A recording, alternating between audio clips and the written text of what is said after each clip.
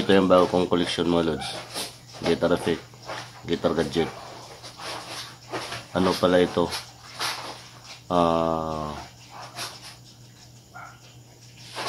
Parang may battery. Ano na ito, hindi na siya yung tawag na mangailangan ka pa ng adapter kapag ka nag-play ka.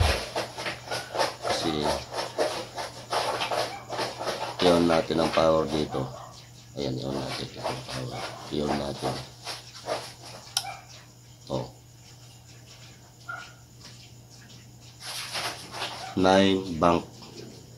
Sa mga may alam nito, 9 bank. Ang galing. Oh. So, meron din siyang para sa headset.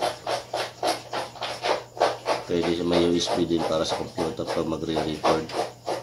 Itong kagandahan nito, mura lang to pero the best siya. Ang ganda ng specs na ito mga Lods.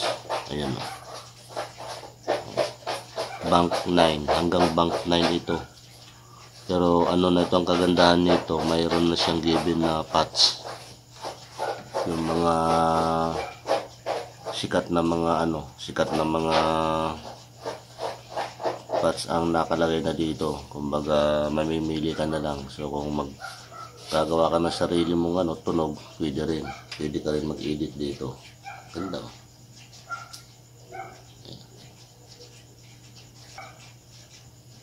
I-off natin yung ilaw nandun sa garage. I-off natin. Kasama ito nandito sa aking bunbunan na ilaw. Ayan, naka-off na po ang ating pong ilaw. Ngayon, uulitin natin i-on itong ating gadget.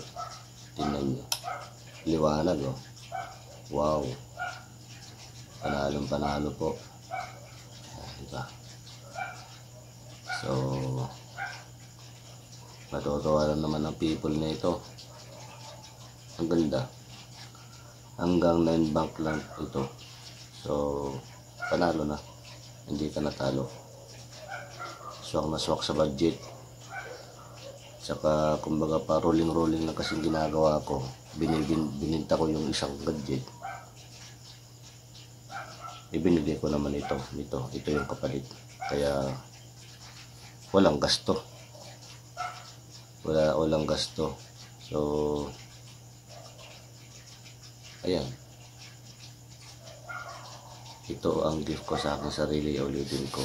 Dapat meron din tayong regalo para sa ating sarili. Kasi nagtatrabaho tayo, nagpapagal tayo. Kung ano yung hilig natin, yun ang ating dapat din. Katulad ko, mahilig ako sa music. Ito ang nabili ko ngayong taong ito. So, salamat Lord. Salamat din sa sumuporta na makuha ko ito. Hindi ko napapanggitin. Ayan. I-off na natin. Salamat po sa muli sa panonood. Ayan. Thank you. God bless sa ating lahat. I-off na po natin. Yun o.